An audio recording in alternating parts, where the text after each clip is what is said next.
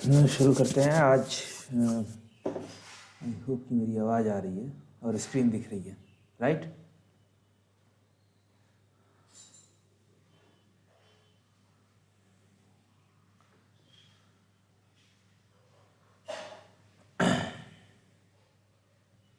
मेरी आवाज़ आ रही है और स्क्रीन दिख रही है? Yes sir. Okay, yes sir. Thank you. Okay, तो ठीक है फिर। आज का दिन तो काफ़ी अच्छा है। सबको गणतंत्र दिवस की बहुत बहुत बधाई। बस 72वां लग गया है और जल्दी हम 100 साल के हो जाएंगे। तो क्लास तो हुई नहीं, थोड़ा ट्रैवल कर रहा था मैं। और आज करते हैं, हम लोगों ने शायद लॉन्गेस्ट माउंटेन तक कर लिया था, राइट?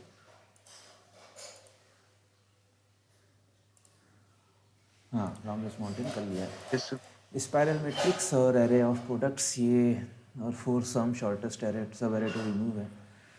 तो ये सब क्वेश्चंस हैं, देखते हैं आज कितने कर सकते हैं। 2 की तो उम्मीद है ही, स्पाइरल मैट्रिक्स और एरे ऑफ प्रोडक्ट्स की। चलो। अरे ये शीट कोई देखता नहीं है क्या? खोल, क्योंकि मैं एनालिटिक्स देख रहा था तो दिखा रहा था कि कोई देख ही नहीं रहा है। एक ही मैं ही हूँ जो देखता हूँ।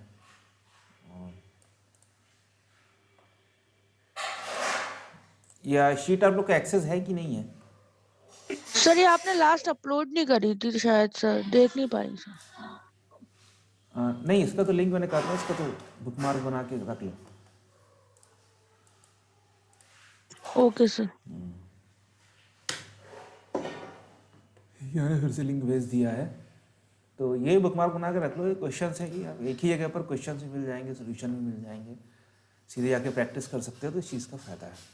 तो चलो शुरू करते हैं स्पाइरल मैट्रिक्स से। अच्छा, खोल तो रखा है, ठीक है। ये है स्पाइरल मैट्रिक्स। तो सवाल क्या कहता है? सवाल कहता है कि given an m/n matrix return all elements of the matrix in spiral order. तो स्पाइरल ऑर्डर के एग्जांपल की 1 2 3 6 9 7 4 5।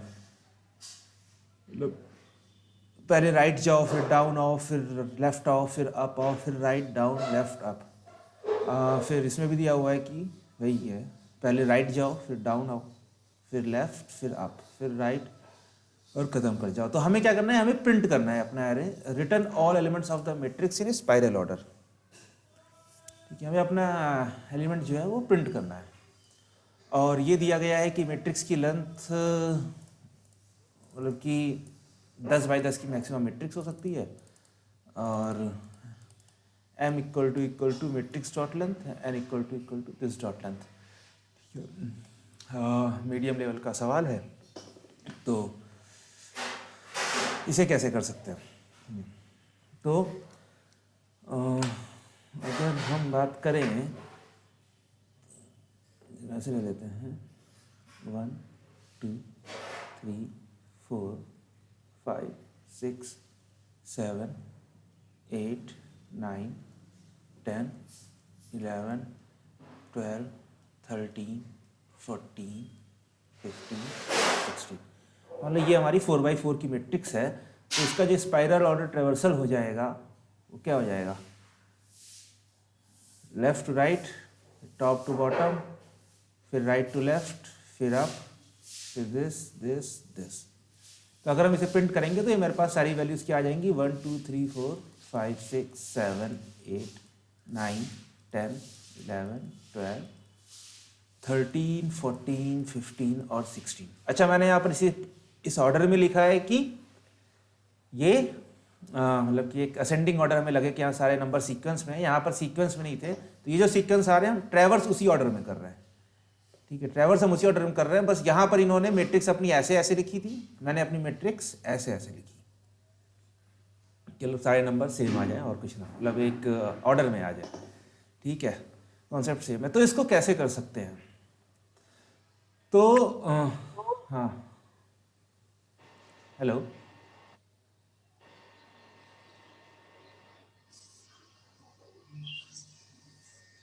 कोई कुछ कहना चाह रहा है? ओके, तीसरा है, ओके ठीक है। चलो, तो इसको हम कैसे कर सकते हैं? अगर बेसिक हम क्या करें, बेसिक तरीके से सोचना शुरू करें तो हमें 4 डायरेक्शन में ट्रेवल करना है, ठीक है, और उन्हीं डायरेक्शन को हमें रिपीट करना है। हमारे पास डायरेक्शन क्या है कि राइट, बॉटम, लेफ्ट, अप, और जब ये हो जाए फिर उसके बाद right bottom left up, right bottom left up, ऐसे ही करते जाना है। बट इसका एक सिंपल तरीका है। सिंपल तरीका क्या है कि हम इसे, जो कि अगर हमने जैसी डायरेक्शन की बात करी वैसे ही हमें एक वेरिएबल मेंटेन करना पड़ेगा डायरेक्शन नाम का, जो कि जिसकी वैल्यू हर बार अपडेट होगी, और उसको, उस वेरिएबल को मेंटेन करने के बाद हमें ट्रैक भी करना पड़ेगा कि कब उसे अपडेट करें, कब उसको अपडेट ना करें। तो वो हमारे अलग काम है। इसको हम बिना एक डायरेक्शन वेरिएबल रखे भी कर सकते हैं, ठीक है। और इसको हम 2 तरीके से कर सकते हैं, इटरेटिवली भी और रिकर्सिवली भी। रिकर्शन भी हम लोग लगाएंगे, अभी हम लोगों ने पढ़ा नहीं है लेकिन लगा सकते हैं, ठीक है। तो इसको अगर करना है तो आप इसको ऐसे मत सोचो कि मुझे एक लाइन बनानी है। आप सोचो ये है क्या। हमें क्या करना है, हमें पहले आउटर पैरामीटर जो है वो ट्रेवल करना है, ठीक है। उसके बाद हमें इनर पैरामीटर ट्रेवल करना है। और मान लो कि हमारे पास एक इससे भी बड़ी मैट्रिक्स होती तो हम पहले उसका ट्रेवल करते हैं। अगर मैं इस तरह से सोचूं तो भी देखो मेरे पास सेम चीज आएगी कि मुझे आउटर पैरामीटर ट्रेवल करना है 1 2 3 4 5 6 7 8 9 10 11 12, और उसके बाद मुझे जैसे ये वाली मेरी बाउंड्री हो जाए उसके बाद मुझे बस अंदर वाली मैट्रिक्स को यूज करना है, ठीक है। और ये चाहे रेक्टेंगुलर हो तब भी ये काम करेगा। अगर रेक्टेंगुलर हो गया तो भी हमें ऐसे ऐसे करना है, क्योंकि कहीं पर ये नहीं दिया हुआ है कि जो मैट्रिक्स है ये स्क्वायर है, m/n है, मतलब दोनों नंबर डिफरेंट हो सकते हैं। तो आप इसको ऐसे सोचो कि मुझे खाली एक पैरामीटर को एक बार में ट्रेवल करना है, उसके बाद बस मैं अंदर वाले पैरामीटर में आ जाऊंगा, ठीक है। तो ये हम कैसे कर सकते हैं?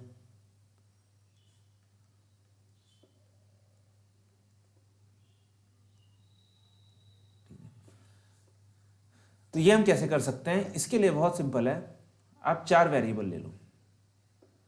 वो वेरिएबल होंगे जो इसको ट्रैक करेंगे कि अभी आप कहां पर हो, आपको कहां से कहां तक जाना है, ठीक है। तो 4 वेरिएबल मेरे पास क्या हो सकते हैं?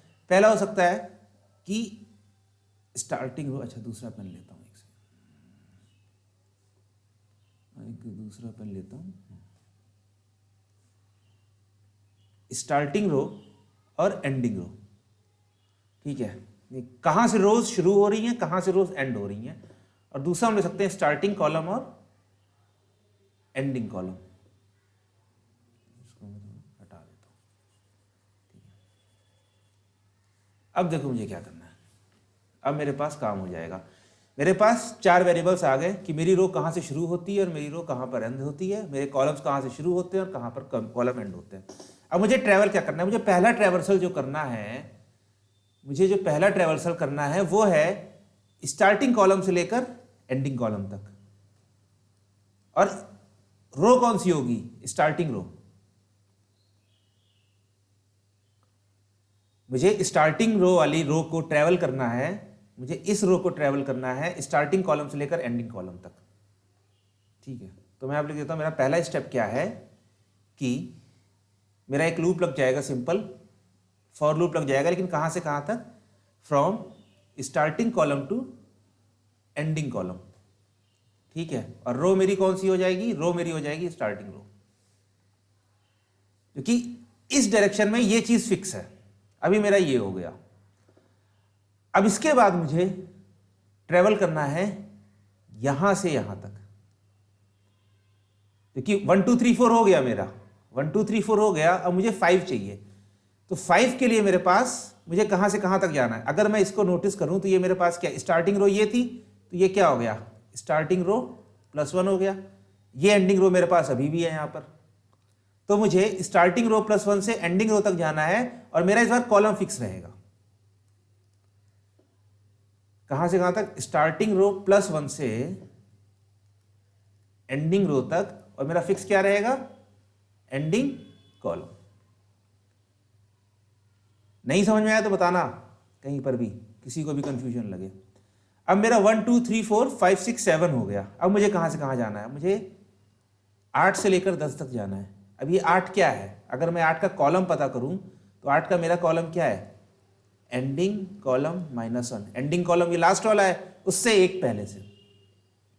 एंडिंग कॉलम -1 से लेकर मुझे कहाँ तक जाना है? ये वाला कॉलम कौन सा है? पहला कॉलम, स्टार्टिंग कॉलम। तो तीसरे स्टेप में मुझे जाना है एंडिंग कॉलम -1 से लेकर स्टार्टिंग कॉलम तक, और इसके लिए फिक्स क्या रहेगा? मेरी एंडिंग रो। चौथा क्या बचा मेरे पास? अब मेरा 1 2 3 4 5 6 7 8 9 10 हो गया है। अब मुझे जाना है 11 से लेकर 12 तक। तो ये वाला रो कौन सी है? कोई बताना चाहेगा ये रो कौन सी है? अगर मेरे पास ये जो चार, हाँ सॉरी क्या कहा आपने? एंडिंग रो -1। एंडिंग रो -1। एंडिंग रो -1, और कहां तक जाना है मुझे?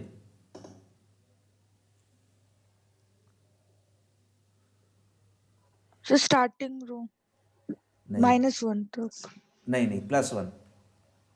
तो स्टार्टिंग रो +1। हाँ अरे आराम से, ठीक है। मुझे कहा जाना एंडिंग रो -1 से स्टार्टिंग रो +1, और मेरा फिक्स क्या रहेगा?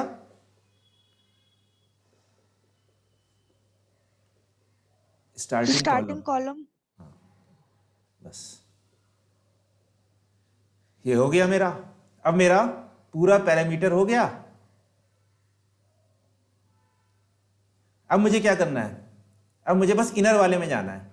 तो इनर वाले में जैसे 13 है, तो मुझे अब सारे अपने ये जो starting column, ending column, starting row और एंडिंग रो को अपडेट करना पड़ेगा।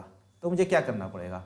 तो स्टार्टिंग रो मेरी एक बढ़ जाएगी, इनर में आ गया ना, तो क्या हो जाएगा? Starting row equal to starting row +1। Starting column मेरा वो भी एक बढ़ जाएगा। एंडिंग कॉलम मेरा एक घट जाएगा, और एंडिंग रो मेरी एक घट जाएगी।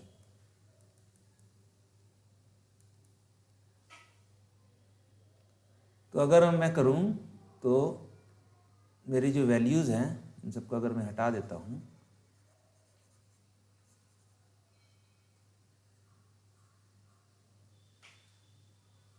और मान लो ये मेरा हो गया, अभी 1 2 3 4 मेरा हो गया है, तो मेरी जो वैल्यूज हो जाएंगी वो हो जाएंगी ये स्टार्टिंग रो, स्टार्टिंग कॉलम, एंडिंग रो, एंडिंग कॉलम। और ये वैल्यूज जो है मेरे पास स्टार्टिंग रो, स्टार्टिंग कॉलम, एंडिंग रो, एंडिंग कॉलम, ये मैं अपने जो मैट्रिक्स दिया गया है इसकी डायमेंशन से ही निकाल सकता हूं।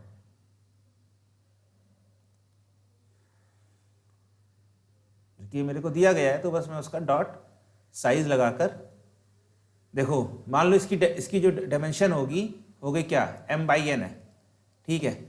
स्टार्टिंग रो पहले केस में क्या होगी? जब पहली बार लूप चलेगा तो स्टार्टिंग रो क्या होगी?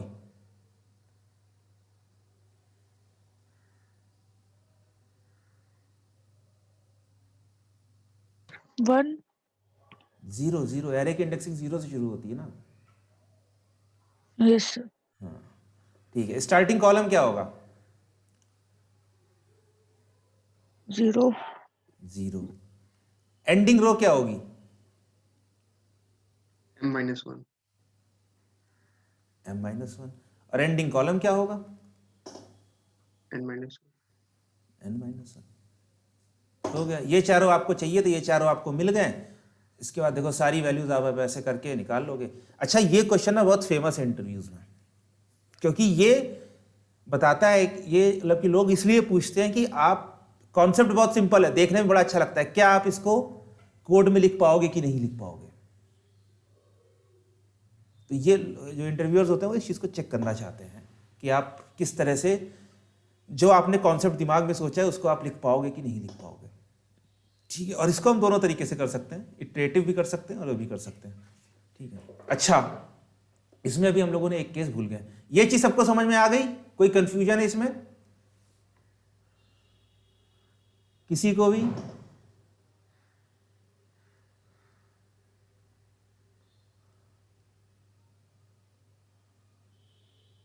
कि हम कैसे ट्रेवल कर रहे हैं। हमने 4 वैल्यूज ली हैं और खाली हम बस उनके एंड तक जा रहे हैं, और हमारी अप्रोच क्या है कि हम पेरीमीटर बाई पेरीमीटर जा रहे हैं।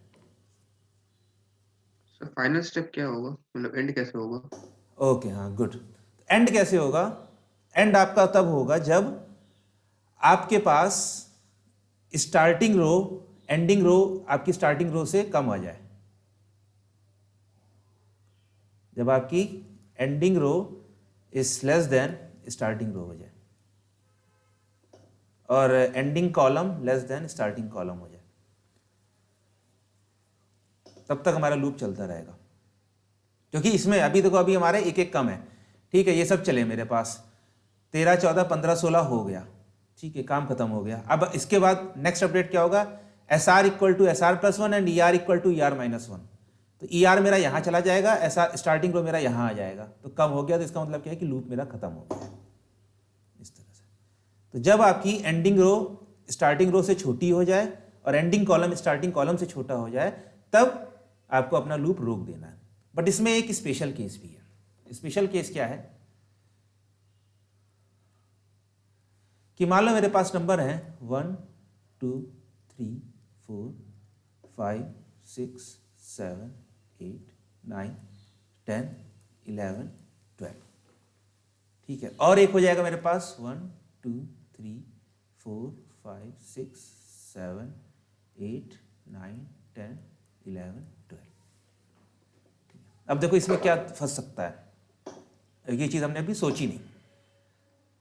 मैंने शुरुआत किया, मेरा एक पैरामीटर हो गया, ठीक है, कि ये मैंने शुरू किया, पहला केस हो गया। तो स्टार्टिंग रो स्टार्टिंग कॉलम एंडिंग रो एंडिंग कॉलम, ये था, ठीक है। अब मैंने अपडेट किया तो मेरे पास क्या हो गया? ये बन गया मेरे पास स्टार्टिंग रो स्टार्टिंग कॉलम, ये बन गया एंडिंग कॉलम, और ये हो गया एंडिंग रो। तो सारी वैल्यूज एक ही जगह पर आ गई। तो इस केस में क्या हुआ? तो अब मैं क्या करूंगा? मेरे पास अभी वैल्यूज हैं, ठीक है, मैंने कोई नहीं किया। मेरा पहला स्टेप क्या था कि मुझे जाना है स्टार्टिंग कॉलम से लेकर एंडिंग कॉलम तक, ये मेरा पहला स्टेप था, ठीक है। तो मैं स्टार्टिंग कॉलम से लेकर एंडिंग कॉलम तक गया, तो मैंने 1 2 3 4 5 6 7 8 9 10 प्रिंट कर लिया है, ठीक है। अब मैंने इनर वाले लूप में एक बार फिर से चला, मैं स्टार्टिंग कॉलम से एंडिंग कॉलम मैंने 11, 12 कर दिया, ठीक है, 11 कर दिया। इसके बाद मुझे कहां से कहां जाना था? दूसरा स्टेप था मेरा एंडिंग कॉलम, सॉरी, हाँ, एंडिंग कॉलम +1 से लेकर, नहीं, स्टार्टिंग रो +1 से लेकर स्टार्टिंग रो से एंडिंग रो तक, ठीक है, स्टार्टिंग रो +1, क्योंकि ये वाली हमने कवर कर ली है, ठीक है। तो स्टार्टिंग रो और एंडिंग रो अभी सेम है, ठीक है, स्टार्टिंग रो और एंडिंग रो अभी मेरी सेम है, या फिर और +1 अगर मैं कर लूंगा तो वो लूप ही नहीं चलेगा, क्योंकि स्टार्टिंग रो +1 से लेकर एंडिंग रो तक आएगा तो वो लूप ही नहीं चलेगा, वो स्किप कर जाएगा, क्योंकि इसकी वैल्यू ही, मतलब कंडीशन नहीं सेटिस्फाई होगी इनर वाले लूप्स की, ठीक है। फिर उसके बाद चलना है मेरा एंडिंग कॉलम से लेकर, सॉरी, एंडिंग कॉलम -1 से लेकर स्टार्टिंग कॉलम तक। तो एंडिंग कॉलम -1 और स्टार्टिंग कॉलम सेम है, तो ये 11 कर लेगा, सॉरी 11 हो जाएगा। तो तीसरा स्टेप क्या था? एंडिंग कॉलम -1 से लेकर स्टार्टिंग कॉलम तक, और आपकी एंडिंग रो फिक्स है, ठीक है, ये हो जाएगा। और चौथा था मेरा कि एंडिंग रो -1 से लेकर स्टार्टिंग रो +1 तक।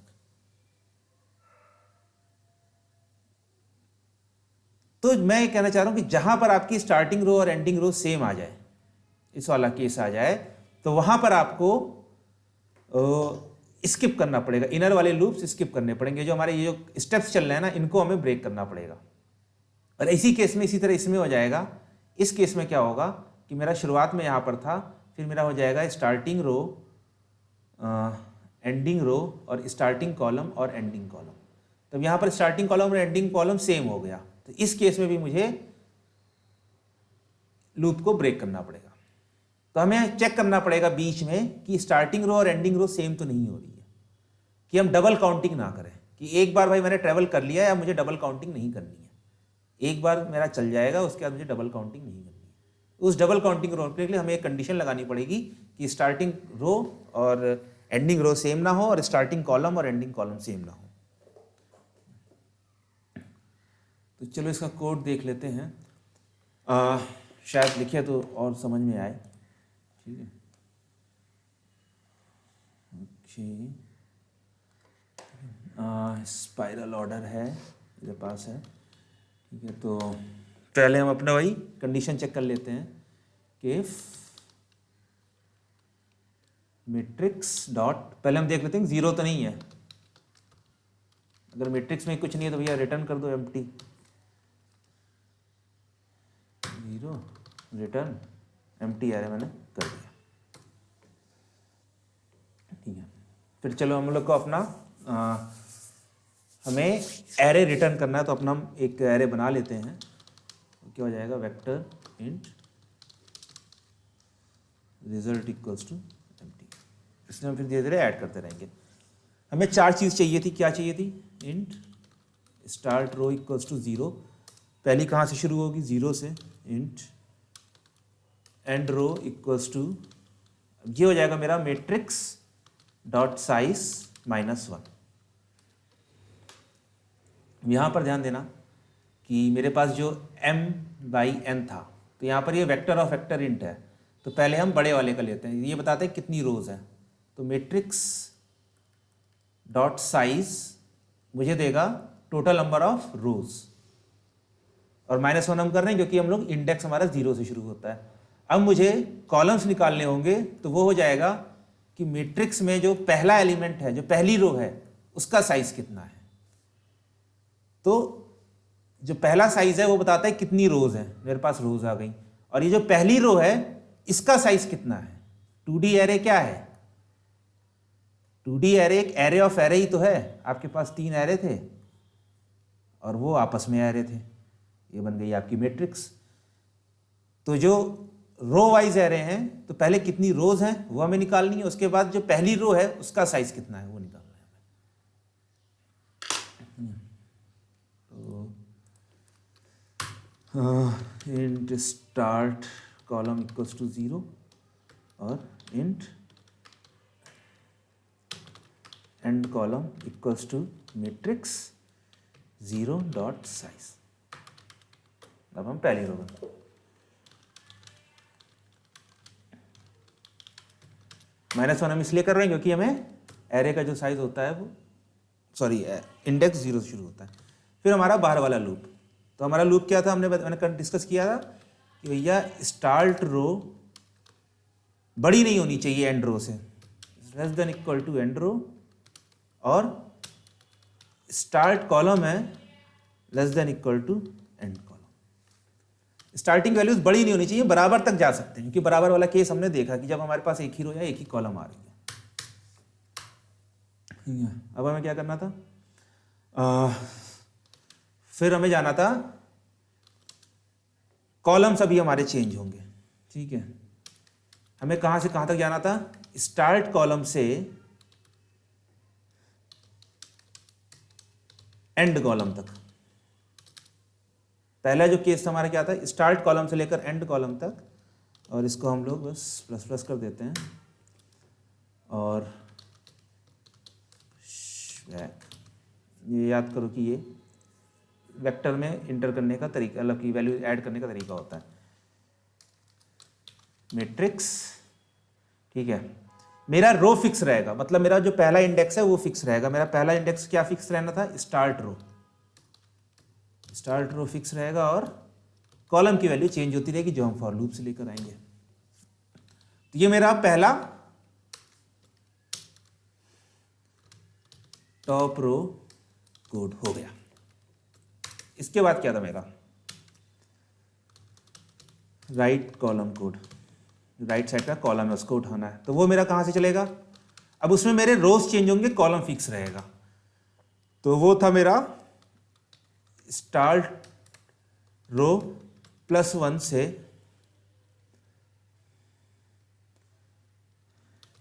कहां तक, row is less than equal to end row तक, और रो प्लस प्लस ठीक है, फिर हम इसमें एंटर कर देंगे अपना रिजल्ट डॉट पुश बैक। अब इसमें मेरा रो चेंज होगा और कॉलम मेरा फिक्स है। कॉलम मेरा कौन सा है? End column.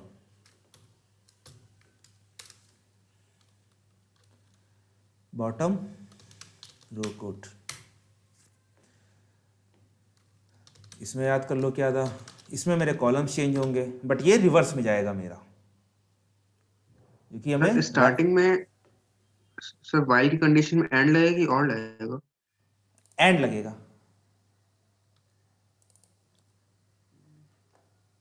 एंड लगेगा, एंड लगेगा। अरे एंड लगेगा तो मतलब कि कोई भी फेल हो जाए। अच्छा हाँ हाँ हाँ, अरे सर कोई भी फेल हो जाए। ठीक है, तीसरे में मेरे पास कॉलम क्या हो जाएगा? ये था मेरा एंड कॉलम -1, और जाना था मुझे कॉलम बड़ा होना चाहिए स्टार्टिंग कॉलम से। ठीक है, और कॉलम माइनस माइनस। देखो इसमें हम रिवर्स जा रहे हैं, इसलिए हमें वो कर रहा है। ठीक है, तो यहां पर मुझे चेक करना है कि जब एक सिंगल रो ही बची है तो हम देखो अभी हमने क्या कर लिया है। हम लोग बेसिकली क्या करते थे, ऐसे ऐसे ऐसे ऐसे जाते थे। ठीक है, अभी मान लो कि सिंगल रो ही है तो हमारा क्या होगा? तो हमने टॉप कर लिया, डाउन कर लिया, अब मैं लेफ्ट जा रहा हूं। तो अब क्योंकि मेरा टॉप वाली चीज हो चुकी है, तो क्योंकि मेरे पास यहां पर सिंगल ही रो है, एक ही एरे ऑफ एलिमेंट्स है। अगर मेरे पास 2 4 6 8 होता और मैंने टॉप कर लिया, मैंने डाउन कर लिया, अब मैं बॉटम जा रहा हूं, क्योंकि मेरे पास सिंगल ही एरे ऑफ एलिमेंट्स हैं, तो मुझे चेक करना है कि क्या जो स्टार्ट रो है वो और एंड रो है वो सेम है। तो क्योंकि मैं डबल काउंटिंग नहीं करना चाहता हूं, जो केस हम लोग डिस्कस कर रहे थे, तो सिंगल रो के केस में मैं इधर नहीं जाना चाहता हूं, और सिंगल कॉलम के केस में अगर मान लो मेरे पास ऐसे होता तो मैं लेफ्ट गया, बॉटम गया, ये गया। अब मैं यहां पर डबल काउंटिंग नहीं करना चाहता हूं, तो मैं इसके बाद वाले केस में चेक करूंगा कि स्टार्ट रो और एंड रो सेम ना हो और स्टार्ट कॉलम और एंड कॉलम सेम ना हो। इसलिए मैंने वो केस डिस्कस किया था। ये एक स्पेशल केस है जो लोग यूज करना भूल जाएंगे। ठीक है, और सिंगल रो। ठीक है, डोंट डबल काउंट। तो मुझे यहाँ पर चेक करना है कि if start row equals to end row, अगर है इस केस में तो क्या कर दो, ब्रेक कर दो, और अगर नहीं है तो भाई तुम अपना पूरा उसको ऐड कर दो। क्या आ गया मेरा? Result dot push back matrix. इस केस में क्या चीज़ फिक्स रहेगी मेरी? इस केस में मेरे कॉलम्स चेंज होंगे, तो एंड रो, और ये हो गया मेरे पास कॉलम। ये चेक लगा है if start row equals to end row, ये वाला हाँ, चेक फॉर लूप के बाहर होना चाहिए ना, थर्ड फॉर लूप के बाहर।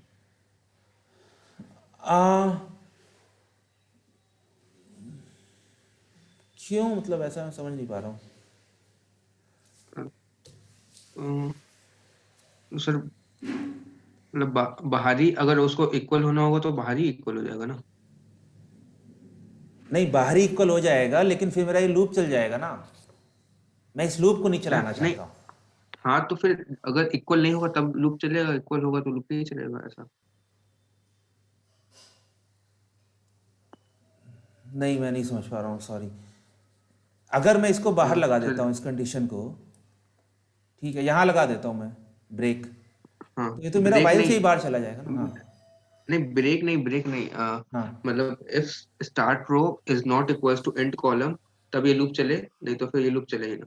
हाँ, वैसा भी कर सकते हो, वैसा भी कर सकते हो, हम्म, वैसा भी कर सकते हो, कोई दिक्कत नहीं है। लेकिन बस वही है कि हाँ, मतलब बिल्कुल कर सकते हो, कोई दिक्कत नहीं है, तो उसमें कोई दिक्कत नहीं, वैसे भी कर सकते हो। ठीक है, चौथा कर लेते हैं। एंड रो -1 से लेकर स्टार्ट रो +1 तक जाना था हमें, तो हम ग्रेटर देन स्टार्ट रो भी कर सकते हैं। आप चाहो तो यहाँ पर greater than equal to start row +1 भी कर सकते हो। चलो, जो चीज़ चली आ रही है उसी को करते हैं, स्टार्ट रो +1 और रो -।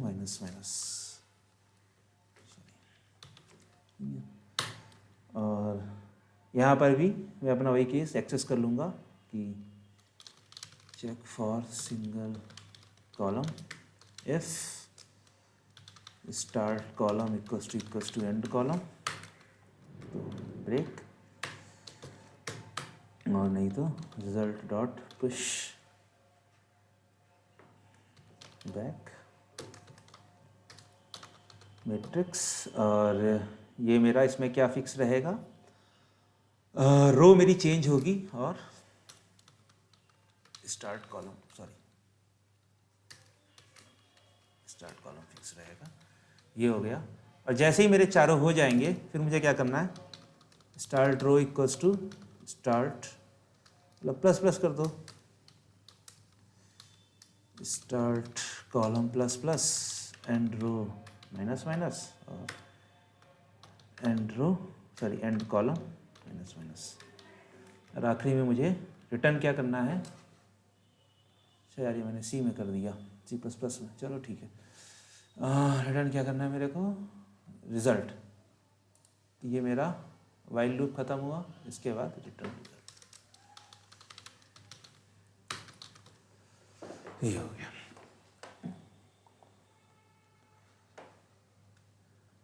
ठीक है, और बस रन करते हैं, देखते हैं।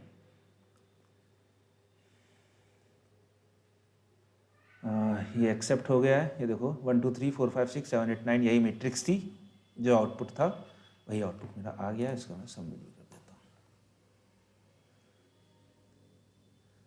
हूँ, और एक्सेप्ट भी हो गया एक झटके में ही।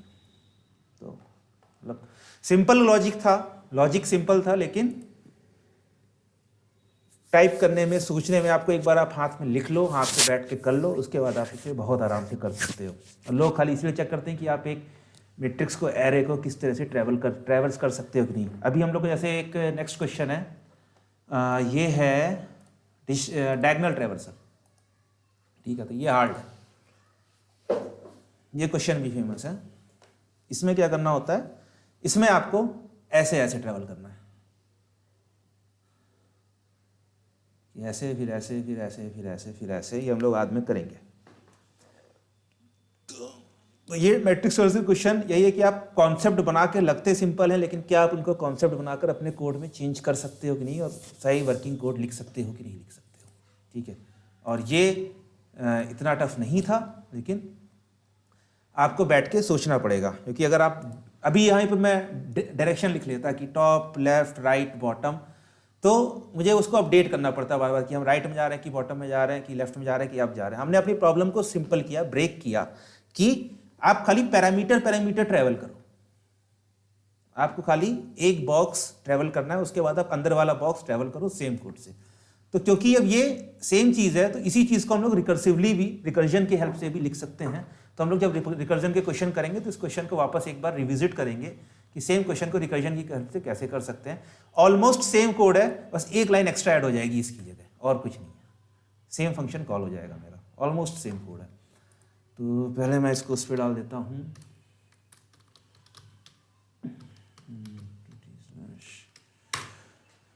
CRD बैच 0, और 10:37 हो रहा है। 3 4 5 मिनट का ब्रेक लेते हैं, 10:42 तक वापस ज्वाइन करते हैं, क्योंकि मेरी भी मीटिंग एंड हो रही है। तो मतलब कि नेक्स्ट क्वेश्चन के लिए हम लोग उसमें करेंगे, ठीक है, मतलब कि नेक्स्ट मीटिंग में, मतलब अभी 5 मिनट बाद। ठीक है, तो आप लोग ब्रेक ले लीजिए 5 मिनट का, 10:42 पर वापस ज्वाइन कर लीजिएगा बस, ठीक है।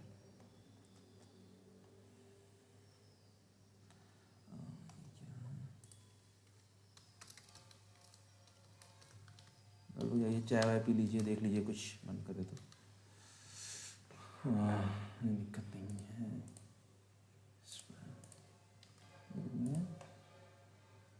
डिस्क्रिप्शन 54,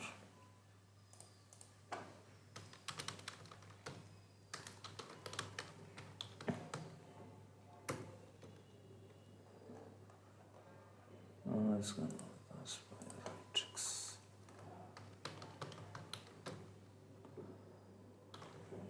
ठीक है। तो मैं मीटिंग एंड कर रहा हूँ अभी, 10:42 43 तक मतलब फाइनली ज्वाइन कर लीजिए।